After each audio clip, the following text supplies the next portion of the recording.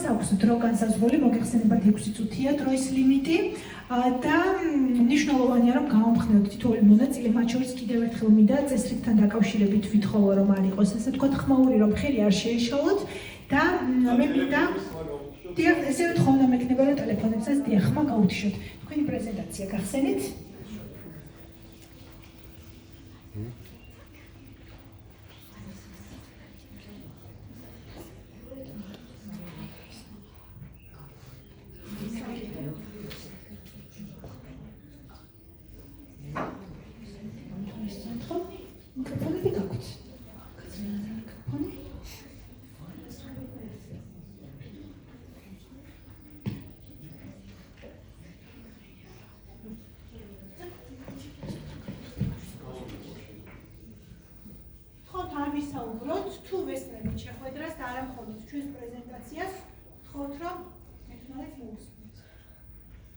მოგესალმებით. ჩვენად გელეცეჯარო სკოლის 9 კლასის მოსწავლეები, ახალგაზრდა მკვლევარდი იყო ბევრი გასწავლები. ეკლა ჩეხონაშვილი, ვერონიკა დათუნაშვილი. კონფერენციისთვის წარმოგიდგენთ ნაშრომს. კლუბი ერკა მდინარე წყალწილას ეკოლოგიური მდგომარეობის დაცვის სადარაჯოზე, რომელიც საერთაშორისო პროექტში გლობალურათებადი ჩელენჯი მონაწილეობის გამოსვლებას გიზიარებს. ეს პროექტი მდგრადი განვითარების მეექვსე მიზანს, წყლის მდგრადი მარხვისა და სანიტარული ნორმების დაცვის საყოველთაო უზრუნველყოფას ეხმიანება. მდგრადი განვითარების მიზანი ჩვენი მიზნისა და 169 ინდიკატორის ნაკრებია, რომელზეც გაეროს ყველა წევრი ქვეყანა თანხმდება. უკეთესი უფრო მდგრადი მომავლის მისაღწევად. ეს მიზანი ჩვენ წინაშე არსებულ გლობალურ გამოწვევებს ეხება, სიღარიბის, უსწრაფობის, კეთილდღეობის, მშვიდობისა და სამართლიანობის საკითხებს, ასევე კლიმატურ და ეკოლოგიურ გამოწვევებს. ეს მიზანი მჭიდროდ უკავშირდება ერთმანეთს და იმის რომ არავინ დარჩეს მართლმო მნიშვნელოვანი თითოეული მიზანი და ინდიკატორი 2030 წლამდე შესრულეს. პროექტი გლობალურათებადი ჩელენჯი კლუბ ერიკასთვის ნასას და თანამშრომლებს დაჯვარედინია, რადგან გლობალის მონაცემებს იყენებენ აშშ აერონავტიკისა და კოსმოსური კვლევების ნასას მეცნიერები. 2022 წელს ჩავთვლით პროექტში და წარმოადგენთ მდინარე წყალწილას ეკოლოგიური პრობლემები.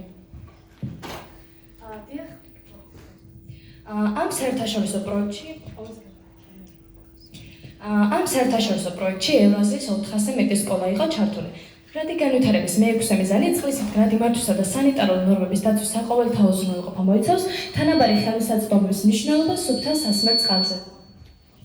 სოციალური და ეკონომიკური სიწოლის ფონზე გამკლება ერთი მხრივ სითბურ ტალღებთან გვალვებთან, ხოლო მეორე მხრივ ჭარბწყლიანობასთან წყალდიდობებისა და წყალმოვარდნების გამო, წყლის რესურსების ნაკლებობას, ფიზიკური და ეკონომიკური დეფიციტი, წყალთან დაკავშირებულ დაავადებებს, წყლის დაზოგვას, სანიტარისთან დაკავშირებულ აქტივობებს, წყლის შეგროვებას, წყლის პროგრამებს, წყლის ტექნოლოგიებს, გამტკნარებას, გაფილტროს, რეციკლირებასა და ხელახლა გამოყენებას, ასევე დაცულ წყალშემკრებელ ლანდშაფტებს და წყლის რესურსების მართვას. კლუბ ევრიკას საშუალო საბაზო და საშუალო საფეხურის მოსწავლეებში დავალებები განაწილდა მათი შესაძლებლობებისა და ინტერესების შესაბამისად. შექმნა მოსწავლეთა საინიციატივო ჯგუფი განაწილდა ფუნქციები პროექტში ჩართულ მოსწავლეებზე, დაიგეგმა კვლევითი პროექტი, განხორციელდა დაგეგმილი აქტივობები, დაფიქსირდა მუშაობის ამსახველი ფოტო და ვიდეო მასალა და მოხდა დასული პროექტის პრეზენტაცია. პროექტისთვის გარემოს ეკოლოგიური პრობლემის დასაფიქსირება ჩატარდა კვლევა, სადაც გამოკითხა 233 რესპონდენტი. შემოსავლით რესპონდენტთა საცხოვრებელი ადგილი, სქესი, მოქალაქეთა ეკოაქტიურობა, გარემოს მდგომარეობის გაუმჯობესებაზე, როგორ ექცევა ძველი ნივთების და ტანსაცმელებს, პოლიეთილენის პარკების და ქსოვილი შოთების გამოყენება და მიაჩნია თემში ეკოლოგიურ პრობლემად. კვლევაში მდინარისა და სასმელი წყლის პრობლემა რესპონდენტთა 59%-მა დააფიქსირა. ამიტომ ჩვენი პროექტის მიზანი იყო უახლოესი წყალსატევის ეკოლოგიური პრობლემის შესწავლა, პრობლემაზე თემის ინფორმირება, პრობლემის მოგვარების ოპტიმალური მიზების მოძებნა და განხორციელება. კვლევა ჩავატარეთ ისტორიული წყაროებიდან მდინარეში ცნობილი მდინარე წყალწილას ეკოლოგიური მდგომარეობის დასუფთავებაზე. კლუბ ერიკას წევრებმა შეისწავლა მდინარის პH მონაცემები და აფიქსირა მდინარის მდებარეობა გუგლ აპლიკაციით, შეაგროვა მონაცემები წყლის ხარისხზე, შეისწავლა მდინარის წყლის ნიმუში მიკროორგანიზმები, იკვლევდა მდინარის წყალწილას ფლორას და ფაუნას. შეისწავლა მინერალური მაილების შემცველობა და ორგანიზა მდინარის დასუფთავების აქცია, განახორციელა მდინარის დაცვის ეკოცნორების ამაღლების კამპანია, მომზადა საინფორმაციო პოსტერები და ფლაიერები, რომლებიც გავავრცელეთ სკოლასა და თემში. მდინარე წყალწილას ეკოლოგიური მდგომარეობის შესწავლისთვის განახორციელეთ ექსპერიმენტები, მომზადეთ საინფორმაციო პოსტერები და ბუკლეტები.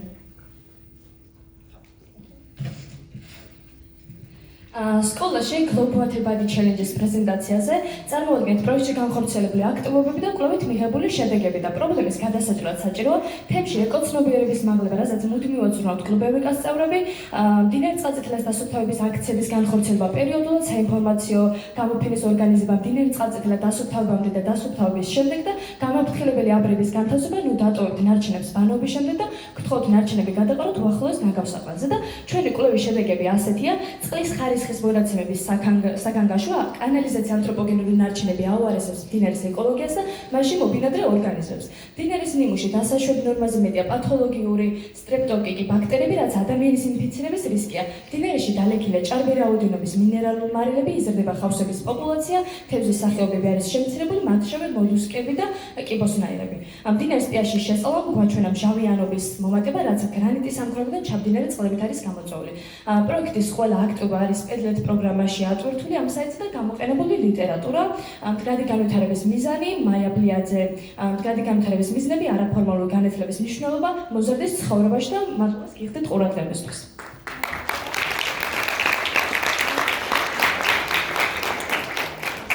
დიდი მადლობა. ერთ-ერთი მნიშვნელოვანი და აქტუალური პრობლემა იყო წარმოდგენილი. მადლობა თქვენ ამისთვის. გავაგრძელოთ ჩვენი კონფერენცია.